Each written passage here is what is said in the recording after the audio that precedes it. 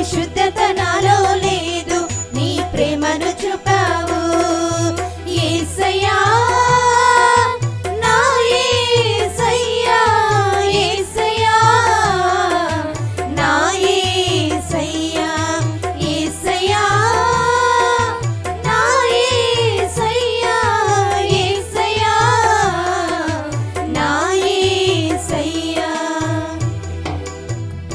దేవుడు వినాలి. ఎందుకంటే హిజ్కియా కన్నీళ్లు విడిచుట చూసినప్పుడు దేవునికి పశ్చాత్తాపం కలిగిందంట. ఆయనకి ఆ మరణశిక్ష రాకూడదని వచ్చి ఆ మరణశిక్షను తప్పించాడంట. దేవుని స్తోత్రం. అలాగే నినివే పట్టణస్థులు కూడా మరి మన పిల్లలు ఎలాగా ప్రభు సన్నిధిలో ప్రభుని బట్టి భయం కలిగి ఉంటున్నారో, దేవుడు చిన్నపిల్లల్ని పెద్దల్ని అందరిని కూడా దేవుడు తీర్పులో నిలబెడతాడు. ఊహ వచ్చిన దగ్గర నుండి ఇది తప్పు అని తెలిసిన దగ్గర నుండి తీర్పులో నిలబెడతాడు. మరి మనం తప్పు చేస్తున్నామో, దేవునికి అనుగుణంగా మనం జీవించాలి అనేటువంటి ఆలోచన వారికి రాకపోతే దేవుడు అంటున్నాడు, బాల్య దినముల యందే నీ సృష్టికర్తను స్మరణకు తెచ్చుకో. అలాగా నీ పిల్లలను తయారు చేయకపోతే దేవుడు నిన్ను లెక్క అడుగుతాడు, నిన్ను వరుసలో పెడతాడు. ఇప్పుడు ఏం చేస్తూ ఉంటారు తెలుసా? దేవుని పని కాడికి వచ్చేసరికి లెక్కలు పెట్టుకుంటూ ఉంటారు, టైమింగ్స్ చూసుకుంటూ ఉంటారు. ఏమండి, శారీరకమైన పనులు ఈ లోకానుసారం వరకే, కానీ దేవుని పని ఏంటో తెలుసా? నీకు ఈ లోకానికి శ్రేయస్సు కలుగు చేస్తుంది. అలాగే ఈ లోకాన్ని విడిచినా సరే నిన్ను పరలోక రాజ్యంలో ధన్యులుగా చేస్తుంది. దేవుని స్తోత్రం. హల్లెలూయా. కనుక మనం చాలా జాగ్రత్తగా ఆలోచన చేయాలి. నువ్వే కొలత కొలుస్తున్నావు? దేవుని పనిని ఒక రకంగా, నీ సొంత పనిని మరొక రకంగా కొలుస్తున్నావా? దేవుడు దాన్ని చూస్తూ ఉంటున్నాడు. కనుక జ్ఞాపకం చేసుకొని దేవుని పనిని ఎక్కువగా నీవు శ్రద్ధ కలిగి చేస్తే దేవుడు నిన్ను ఆశీర్వదిస్తాడు, దేవుడు నిన్ను దీవిస్తాడు. ప్రతి ఒక్కొక్కరు కూడా దేవుణ్ణి ఆరాధించే వారికి ఉండాలి. ఈరోజు ఆయనను ఆరాధించడం వల్ల కలుగు మేలులు, మనకు వచ్చే ఆశీర్వాదాలు ఏంటో వాటి గురించి మనం విందాం. చాలామంది దేవుణ్ణి స్తుతించడానికి, దేవుణ్ణి ఆరాధించడానికి ఆయాసపడిపోతూ ఉంటారు, అనాలోచనగా ఉంటారు. ఎందుకో తెలుసా? ఆయన ఈ లోకములోనూ అలాగే పరలోకంలో కూడా ఆయన మించిన వారు ఎవరూ లేరు, ఆయన కంటే గొప్పవారు ఎవరూ లేరు. మరి అలాంటప్పుడు ఎంతగా ప్రభువుని మనం ఆరాధిస్తున్నాం, ఎంతగా ప్రభువుని మనం స్తుతిస్తున్నాం. కనుక మనం జ్ఞాపకం చేసుకొని మనం అలాగా ఆరాధన చేస్తే దేవుడు మనం దీవిస్తాడు. ఆ గమనిక, ఆ పరిశీలన మనకుండాలని ప్రభు కోరుకుంటున్నాడు. దేవుని స్తోత్రం. హల్లెలూయా. దేవుని వాక్యాన్ని మనం చూద్దాం. చూడండి, కీర్తనలు 67వ కీర్తన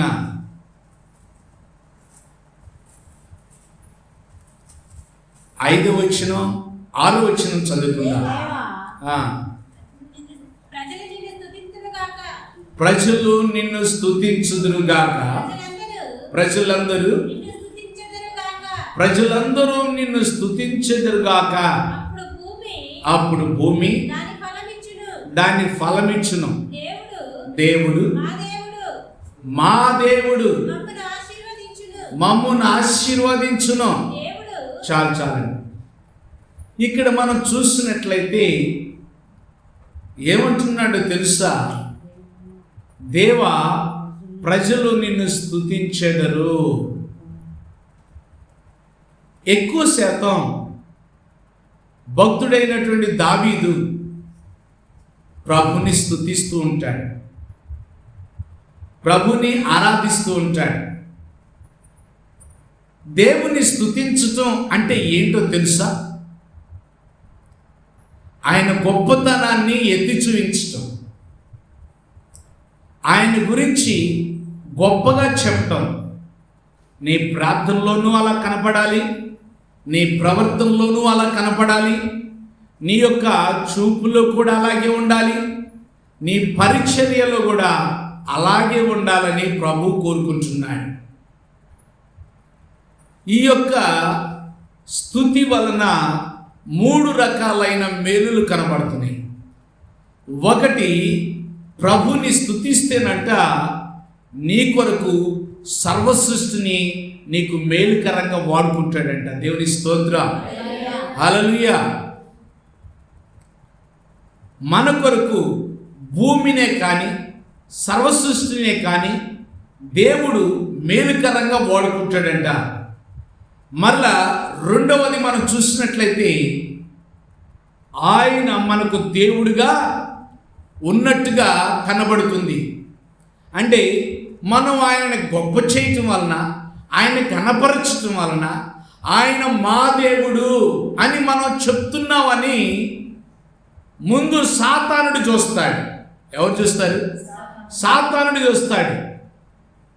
తర్వాత దేవుడు కూడా చూసి నన్ను వారి దేవుడిగా చేసుకున్నారు, వారి తండ్రిగా చేసుకున్నారు కనుక వారిని నేను హెచ్చించాలి, ఆశీర్వదించాలి అనే ఆలోచన కలిగి ఉంటాడంట. ప్రియమైన దేవుని బిడ్డలారా, మూడవది ఆశీర్వాదములు వస్తాయంట. ఏమొస్తాయి? ఆశీర్వాదాలు. దేవుని స్తుతించటంలో ఎన్ని రకాలైన మేలులు దాగినాయో తెలుసా? అంటే ప్రభుని మనం ఆరాధించవలసిన విధంగా ఆరాధించకపోవటం వలన చాలామంది ప్రార్థన పెట్టుకోకపోవటం వల్ల కూడా ఏంటిదో తెలుసా? దేవుణ్ణి స్తుతించటలా, దేవుని వారి దేవుడిగా చేసుకోవటలా, దేవుని ఆశీర్వాదాలతో వారికి సంబంధం లేదు అని, సృష్టితో కూడా సంబంధం లేదన్నట్టుగా దేవుడు వారి ఇంటికి వస్తానన్నా సరే ఏం చేస్తున్నారు? దానిని ఆఫ్ చేసేస్తున్నారు. మనకు తెలియకుండా దీనిలో ఇంత గొప్ప మేలులు దాగి ఉన్నాయన్న సంగతిని మర్చిపోతున్నాం మనం. మళ్ళీ ఏం చేస్తున్నారు తెలుసా? దేవుణ్ణి మనం స్తుతించకపోవటం వలనంట దేవుని యొక్క ప్రణాళికకి చాలా ఎడమైపోతున్నామంట. ఆయన దుఃఖపరుస్తున్నాం, ఆయన బాధపరుస్తున్నాం. కనుక ప్రభుని స్తుతించటానికి మనం ఎప్పుడు కూడా వెనకాడకూడదు. ఎందుకంటే అందరి మీద గొప్పవాడు ఆయన. దేవుడు ఏమన్నాడు తెలుసా? నీలోనున్నవాడు లోకములో ఉన్న వారి కన్నా కూడా ఆయనకి మించిన వారు మరొకరు లేరు సృష్టి యావత్తులనే. మరి అలాంటి ఆయన్ని నువ్వు కనపరచలేకపోతున్నావు. ఆదివారాలు మానేసి మనం ఎక్కడికో వెళుతున్నాం, బుధవారాలు మానేసి ఎక్కడికో వెళుతున్నాం, శనివారాలు మానేసి మనం ఎక్కడికో వెళ్ళిపోతున్నాం. నీకు తెలుసా అది ప్రభు రోజని? ఒక దేశంలో, అది నాకు గుర్తు రావట్లేదు, అక్కడ దరిదాపుగా 95% అంతా కూడా క్రిస్టియన్స్ అంట. దేవుణ్ణి ఆరాధించే రోజు ఒక రోజు ప్రత్యేకం ఉంది. కానీ ఆదివారం మాత్రం అంతా కూడా సెలవు అంట. అంతా కూడా బజార్లన్నీ ఖాళీగా ఉంటాయంట, హోటల్స్ అన్నీ ఖాళీగా ఉంటాయంట, హాస్పిటల్స్ కానీ హోటల్స్ కానీ లేకపోతే ఏమైనా సరే గుళ్ళు గోపురాలు అన్నీ కూడా సెలవు. ఎందుకో తెలుసా? ఆ దేశం చట్టం అది. ఎవరు ఒకరు రోడ్డు మీద కనపడటానికి వీల్లేదు, ఎవరు ఒకరు రోడ్డు మీద కనబడటానికి వీలు లేదు. అందరూ సెలవు. ఎందుకో తెలుసా? కుటుంబంతో గడపాలి, కుటుంబంతో గడపాలి, పిల్లలతో గడపాలి. ఎంత ఎమర్జెన్సీ అయినా సరే నువ్వు బయట రావడానికి వీలేదు. ఆ రోజు సెలవు. చూడండి, మరి దేవుని సన్నిధిలో మనం కూడా ఒకరోజు మనకి ఒక సెలవు దినాన్ని ఇచ్చాడు. కొన్ని దేశాల్లో అయితే ఆరాధన ఎప్పుడో తెలుసా? శుక్రవారం ఉంటుంది. మనకేమో ఆదివారం. అంటే వారి దేశాల్లో దుబాయ్లో శుక్రవారం ఉంటుంది. ఆ రోజు సెలవు దినం వాళ్ళకి.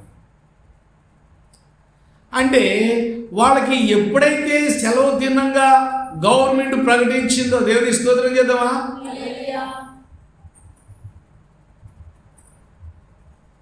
దేవుని సన్నిధిలో వాక్యం గోల్డ్ కాదు, కొరకాసింది ఇక్కడ.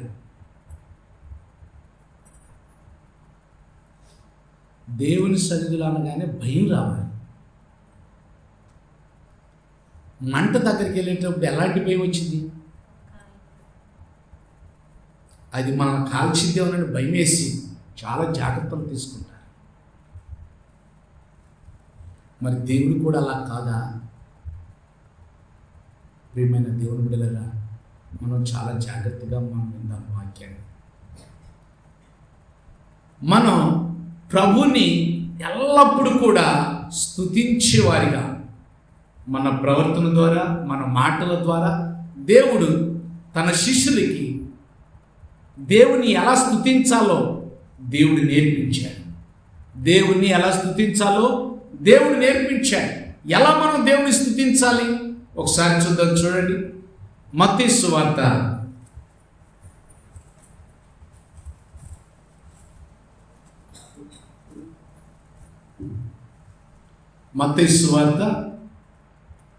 6వ అధ్యాయం 9-10 వచనాలు చదువుకున్నాం. మీరు ఇలాగూ ప్రార్థన చేయుడి. ఏంటంట? మనం ఎలా ప్రార్థన చేయాలంట? అంటే ఏంటి? అంటే ఏంటో తెలుసా? పరలోకములో ఉన్న మా తండ్రి. ఏ తండ్రికి ప్రాధాన్యత ఇస్తున్నారు? పరలోకమందున్న తండ్రికి ప్రాధాన్యత ఇస్తున్నారు. చాలామంది ప్రార్థన చేసేటప్పుడు కూడా స్తుతి స్తుతి స్తుతి స్తుతి స్తుతి అని మొదలు పెడతారు. ఏంటి స్తుతి? అది రాంగ్ స్టెప్. ఎందుకో తెలుసా? నువ్వు ముందు చెప్పు. ఏంటో తెలుసా? ఎవరిని స్తుతిస్తున్నావో, ఎవరిని కనపరుస్తున్నావో, ఆయన ఎంతటి వాడు, ఎలాంటి వాడు, నీవు స్తుతించు, స్తుతి చెల్లించు. అంతేగాని ఆ మాట చెప్పకుండా మనం ఏం చేస్తాం తెలుసా? థ్యాంక్స్ అమ్మాట, వందనాలు అమ్మాట. దేనికి వందనాలు, దేనికి థ్యాంక్స్ అని అడుగుతారా? అడగరా? మరి దేవుణ్ణి కూడా స్తుతి స్తుతి అంటున్నావు. దేనికి స్తుతి? ఎవరికి స్తుతి? ముందు ఏమని సంబోధించాలో తెలుసా? ఏమని పలకాలో తెలుసా? పరలోకమందున్న మా తండ్రి, మీ నామము పరిశుద్ధపరచబడునుగాక. అంటే ఏంటి తెలుసా? నా ప్రార్థన ద్వారా మీ నామము అపవిత్రం చేయబడకూడదు, మీ నామానికి అవమానం రాకూడదు, మీ నామానికి చెడ్డ పేరు తీసుకురాకూడదు. మీ నామము పరిశుద్ధపరచబడాలి. పరిశుద్ధపరచబడును గాక. ఏమంటున్నాడు తెలుసా? మీ రాజ్యము. దేవునికి స్తోత్రం చేద్దామా? హల్లెలూయా. ఆయన రాజ్యం ఉంటే, ఆయన రాజ్యం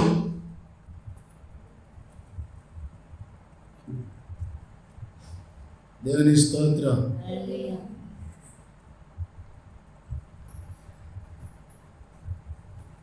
దేవుని వాక్యం వైపు చూద్దాం. ఇక్కడ మనం గమనించాలి, ఇక్కడ ఒక చిన్న విషయాన్ని మనం గమనించాలి. ఏమంటున్నారు? పరలోకమందున్న మా తండ్రి, మీ నామము పరిశుద్ధపరచబడునుగాక, మీ రాజ్యము వచ్చునుగాక.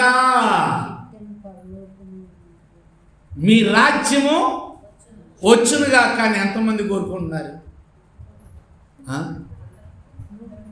ఎక్కడెక్కడ కోరుకుంటున్నారు? ఏ విషయాల్లో కోరుకుంటున్నారు? చెప్పండి. ఎక్కడెక్కడ కోరుకున్నారు? ఏ విషయాల్లో కోరుకున్నారు? ఎలాంటి పరిస్థితుల్లో కోరుకున్నారు? చెప్పండి, చెప్పాలి. నా కాన్సెప్ట్ అర్థమైందా? మీకు అర్థమైందా? ఇప్పుడు చూడండి, ఈ లోక రాజ్యాలు ఉన్నాయి. ఈ లోక రాజ్యాలు ఎలాంటి? ఈ లోక రాజ్యాలు ఎలాంటి అండి? మోసం, అన్యాయం, అక్రమం, స్వార్థం, ఇవన్నీ ఉంటాయి. వీటితోనే పాలన చేస్తారు. డబ్బు పెట్టుంటే అటే పలుకుబడి. ఈరోజు ఏదో ఒక దేశం గురించి చెప్తున్నా. ఏమన్నా తెలుసా? అది చాలా పేద దేశం అంట. చాలా పేద దేశం అయితే ఏం జరిగిందో తెలుసా? ఏం జరిగింది అని అంటే, ఆ దేశంలో మరి చేపల పంట ఎక్కువ అంట. ఏంటది? చేపల పంట ఎక్కువ అంట. కానీ రాజకీయ నాయకులే పై చెయ్యి అక్కడ. ఆ ఎక్స్పోర్ట్ ఎవరు చేస్తారు? రాజకీయ నాయకుల కంట్రోల్లో వెళ్ళిపోయిందంట ఆ వ్యాపారం. చిన్న చిన్న వాళ్ళు, మిడిల్ క్లాస్ వాళ్ళు ఆ వ్యాపారం చేయడానికి వీలు లేదు. అందుకని పేదోడు పేదోడుగానే ఉండాలి, ధనవంతులు ధనవంతులుగానే ఉండాలి అని వారు చెబుతున్నారు. అక్కడ జరుగుతున్నటువంటి సిచ్యువేషన్ అలాంటిదేనంట ప్రియమైన దేవుని బిడ్డలారా. కనుక మనం చాలా జాగ్రత్తగా ఆలోచన చేయాలి. రాజ్యాలు, ఈ లోక రాజ్యాలు అలాగుంటాయి. కానీ దేవుని రాజ్యం అయితే నువ్వు ఎక్కడికి వెళుతున్నా, నువ్వు ఎక్కడుంటున్నా, ఏ వ్యాపారంలో ఉంటున్నా, ఏ ఉద్యోగంలో ఉన్నా, ఏ ఆఫీసులో ఉన్నా సరే, నువ్వు ప్రయాణంలో ఉన్నా సరే, ఆయన రాజ్యము నీతో వచ్చునుగాక. హల్లెలూయా. ఆయన రాజ్యం నీతో ఉంటే అన్యాయాలు, ఆకలి దప్పులు, అక్రమము, అసూయ, ద్వేషం, కక్షలు నిర్మూలన చేయబడతాయి. హల్లెలూయా. అలాంటి రాజ్యం నీతో రావాలని కోరుకుంటున్నావా? అలాంటి రాజ్యం నీతో ఉండాలని నువ్వు ఆశపడుతున్నావా? అంటే అర్థం ఏంటో తెలుసా? ఆయన నీతో రావాలని నువ్వు కోరుకోవాలి. ఆయన ఎక్కడ ఉంటాడు? అందుకనే పొంతు పిలాతు అడిగాడు, అయ్యా నువ్వు రాజు అంటే, అవును నేను రాజునేను అన్నాడు.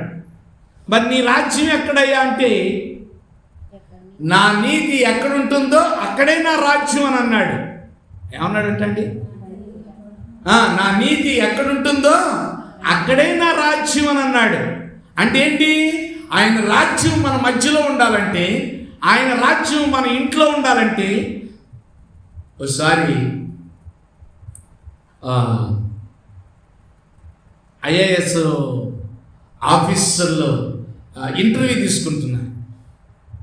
ఆ యొక్క మరి జాబ్కి వెళ్ళే ముందు ఇంటర్వ్యూ తీసుకుంటారు కదా. నీకు సమాధానం రాష్ట్రంలో ఎక్కడ దొరుకుతుంది నీకు అని అన్నాడు. ఏమన్నారు? సమాధానం ఎక్కడ దొరుకుతుంది? మా ఇల్లు అని చెప్పింది. ఏం చెప్పింది? మా ఇంటిలో. ఏంటంట? మా ఇంటిలో. ఏంటి? ఆయన స్టన్ అయిపోయాడు. ఏంటి మీ ఇంట్లోనా? మీ ఇంటిలో ఉన్నటువంటి సమాధానం ఎక్కడ లేదా? సమాధానం లేదు. ఆయన అడిగాడు, అన్ని వివరణ అడిగాడు. మళ్ళీ అడిగాడు, నీకు సమాధానం మన ఇండియాలో ఎక్కడ దొరుకుతుంది అని అన్నాడు. అప్పుడు కూడా ఏం చెప్పిందో తెలుసా? మా ఇల్లే. ఏంటమ్మా మా ఇల్లు అని అంటున్నావు అని అంటే, మేమందరం కూడా యేసయ్యను కలిగి ఉన్నాం. అక్కడ యేసయ్య ఉంటాడు, మాకు సమాధానం ఉంటుంది, ఎక్కడ అవతాకులు ఉండవు. మా నాన్నగారు తొందరపడ్డా మా అమ్మ సైలెంట్ అయిపోతుంది, మేము సైలెంట్ అయిపోతాం. మా అమ్మకు కోపం వచ్చినా మా నాన్న సైలెంట్ అయిపోతాడు, మేము సైలెంట్ అయిపోతాం. అంత కూడా పీస్ఫుల్గా ప్రశాంతంగా ఏ రోజు కూడా గొడవ చేసుకున్న రోజు లేదు. దేవుని స్తోత్రం చేద్దామా? హల్లెలూయా. దేవుని రాజ్యం వలన ఎలాంటి మేలు ఉన్నాయో తెలుసా ప్రియమైన దేవుని బిడ్డలారా? అలాంటి రాజ్యంగా నీరు ఉండాలనుకుంటున్నావా? నీ జీవితం ఉండాలనుకుంటున్నావా? నీ ఆఫీస్ ఉండాలనుకుంటున్నావా? నీ చదువులో నువ్వు అలా ఉండాలనుకుంటున్నావా? అయితే ప్రభువును కోరుకో, ప్రభువును కోరుకో. అందుకని అంటున్నాడు, నీ రాజ్యము వచ్చునుగాక, నీ చిత్తము నెరవేరుచున్నట్లు చూసారంటండి. ఏమంటున్నాడు తెలుసా? పరలోకంలో దేవుని చిత్తాన్ని నెరవేరుస్తున్నారంట. ఏం చేస్తున్నారంటండి? దేవుని చిత్తం అక్కడ ఎలా నెరవేరుతుందో భూలోకంలో కూడా నెరవేర్చబడునుగాక అని అంటున్నాడు. మరి నెరవేరుస్తున్నావా తల్లి? దేవుని ఉద్దేశం అలాంటిది, దేవుని రాజ్యం అలాంటిది. అలాగ నువ్వు చేస్తే, అలాగ నీ ఉద్దేశం అయితే, అలాగ నీ బిడ్డలు కలిగి ఉంటే, అలాగ నీ కుమార్తెలు కలిగి ఉంటే, అలాగ నీ కుమారులు కలిగి ఉంటే, తల్లి ఒక మాట చెప్తే కొడుకు ఎదురు చెప్పడం, లేకపోతే పిల్లలు ఒక మాట చెప్తే తల్లిదండ్రులు ఆ ఏంట్లే నీ మాట వినేది అన్నట్టుగా ఉండరు. ప్రియమైన దేవుని బిడ్డలారా, తల్లి తండ్రులు, భార్య భర్త అందరూ కూడా అన్యోన్యంగా జీవించడానికి అవకాశం కలుగుతుంది. దేవుని స్తోత్రం, హల్లెలూయా. ఎందుకో తెలుసా? దేవుని చిత్తం నెరవేర్చాలి. ఏంటంట? దేవుని చిత్తం. మళ్ళీ అంతేకాదు, నీ పొరుగు వారిని నిన్ను వలే ప్రేమించాలి. Love your neighbours as your self. అంటే నిన్ను వలే నీ పొరుగు వారిని ప్రేమించాలి. అప్పుడు ఏం చేస్తారో తెలుసా? ఆఫీసులో కూడా ఏం చేస్తారంటండి? ప్రేమిస్తున్నారు. వారికి ఏదైనా కష్టం వచ్చినా, వారికి ఏదైనా ఇబ్బంది వచ్చినా, వారికి ఏదైనా అవమానం కలుగుతున్నా, వారికి ఏదైనా నిందలు వస్తున్నా, వారికి ఏదైనా తెలియపోయినా, వారికి ఏదైనా అవసరం ఉన్నా సరే ఏం చేస్తారో తెలుసా? మనకు అవసరం ఉంటే ఏం చేస్తాం? మనకు అవసరం ఉంటే ఏం చేస్తాం? ఏమండి? ఏం చేస్తాం కదా? ముందు మన అవసరాన్ని తీర్చుకుంటాం కదా? ముందు మన అవసరాన్ని తీర్చుకుంటాం. ఇప్పుడు చాలామంది దేవునికి దశమ భాగం ఇవ్వాలంటే చేతులు రావు కదా? కడుపులో నొప్పి వస్తే ఏం చేస్తాయి? ఈ డబ్బులు ఏమవుతాయి? అమ్మకైనా ఖర్చు పెడతారు, నాకైనా ఖర్చు పెడతారు, కొడుకైనా ఖర్చు పెడతారు. 8,000 అయినా దేవునికి ఇవ్వటానికి మాత్రం చేతులు రావు. ఎందుకని?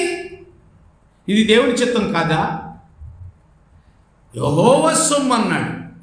ఎవరి సొమ్ము అంట? దేవుని సొమ్ము నువ్వు వాడుకుంటున్నావు అంటే నువ్వు దొంగిలించినట్టు కదా? నువ్వు దొంగవి. దేవుని సన్నిధిలో నువ్వు దొంగగా కనబడుతున్నావు. దొంగని దేవుని రాజ్యానికి ప్రవేశం లేదు. దొంగలను ఎవరన్నా ఇంట్లోకి తీసుకెళ్తారా? జరిగేది అదే. ఇది వాస్తవం, ఇది అబద్ధం కాదు. ఎందుకంటే దేవుడు చెప్పిన మాటను మనం నెరవేర్చక మనం దొంగిలిస్తున్నాం కనుక మనం దేవుని దృష్టిలో దొంగలుగా ఉన్నాం.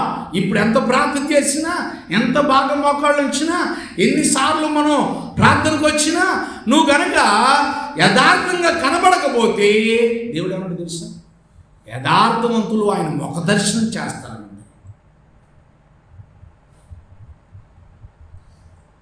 ఆయన్ని చూస్తారు, ఆయనతో మాట్లాడతారు, ఆయనతో కలిసి జీవిస్తారు. ఆయన మాట అంటే భయం కలిగి ఉంటారు. ప్రియమైన దేవుని బిడ్డలారా, మనం చాలా జాగ్రత్తగా ఆలోచించాలి. ఎప్పుడైతే ప్రభుని స్తుతిస్తున్నాడో, ఎప్పుడైతే ప్రభువుని ఆరాధిస్తున్నారో, ఎప్పుడైతే ప్రభువుని కనపరుస్తున్నారో, ఆదికాండం 17వ అధ్యాయం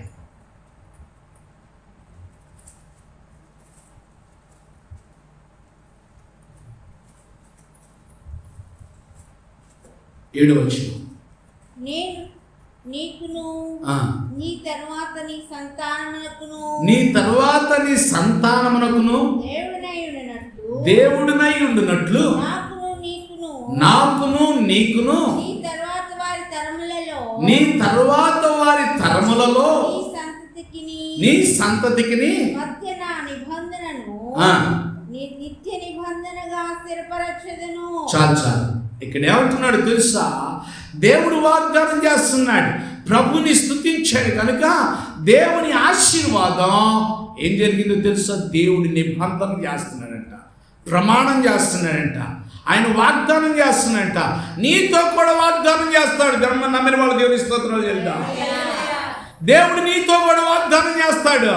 ఎప్పుడు తెలుసా? దేవుని చిత్తాన్ని నువ్వు చేసినప్పుడు, దేవుని చిత్తాన్ని నువ్వు నెరవేర్చినప్పుడు దేవుడు నీతో వాగ్దానం చేస్తాడు.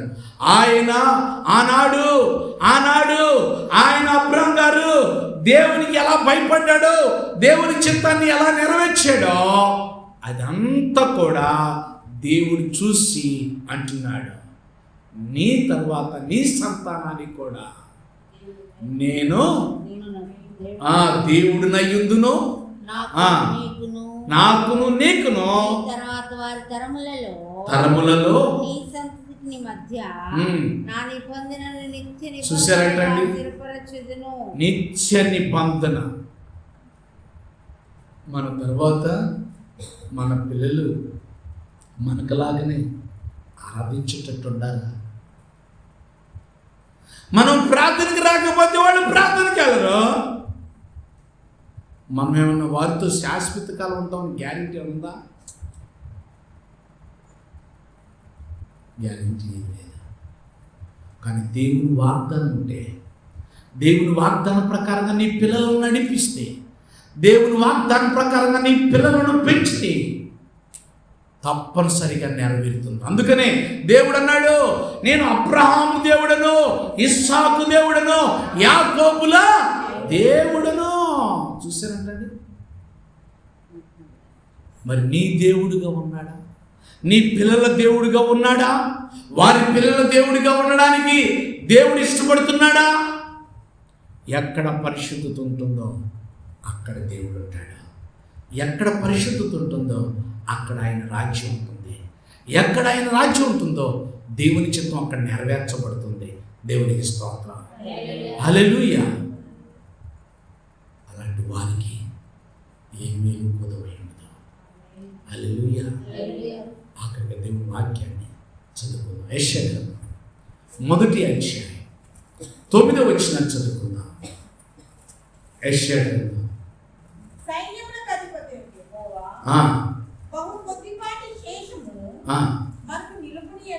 1వ అధ్యాయము 19వ వచనం. మీరు సమ్మతించిన మాట విని నీడలా భూమి యొక్క మంచి పదార్థములను అనుభవించురు. చూసారంటండి, భూమి మీద ఉన్నటువంటి వాటన్నిటిలో శ్రేష్టమైన వాటిని నీవు అనుభవించేలాగా చేస్తాడు. ఇది వాస్తవం. హల్లెలూయా.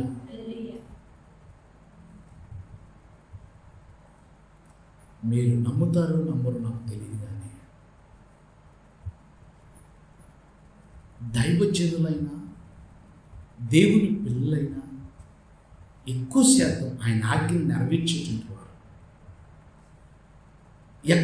ఎక్కడికైనా వెళ్ళి ఏదైనా కారు కొనాలన్నా, బైక్ కొనాలన్నా వాళ్ళు మంచి వాటిని ఎన్నుకుంటారు, బెస్ట్ క్వాలిటీనే ఎన్నుకుంటారు. నాశకాన్ని ఇష్టపడరు. ఎందుకని? అంతే, దేవుడు ఇస్తాడనే ఒక నిరీక్షణ ఎందుకంటే దేవుడు వారి దేవుడిగా ఉన్నాడు కనుక. ఎంత కొరతలో ఉన్నా దేవుడే ఆ కొరత అంతా కూడా తీర్చగలిగిన దేవుడు ఆయన. భూమి మీద ఉన్నటువంటి వాటన్నిటికంటే శ్రేష్టమైనవి నువ్వు అనుభవించేలాగా దేవుడు చేస్తాడంట. అలాంటివి నీ జీవితంలో జరగాలంటే మరి ప్రభువుని స్తుతిస్తావు. ఎలా స్తుతిస్తావు ప్రభువుని? దేవుని మాటకు లోబడటం ద్వారా, దేవుని ఆరాధించడం ద్వారా, దేవునికి ఇచ్చటం ద్వారా, దేవుని చిత్తం నెరవేర్చడం ద్వారా, దేవుని మాట ప్రకారంగా నడుచుకోవడం ద్వారా ప్రభువుని స్తుతిస్తావా? ప్రతి విషయంలో ప్రభువుని స్తుతించు, ప్రభువుని ఆరాధించు.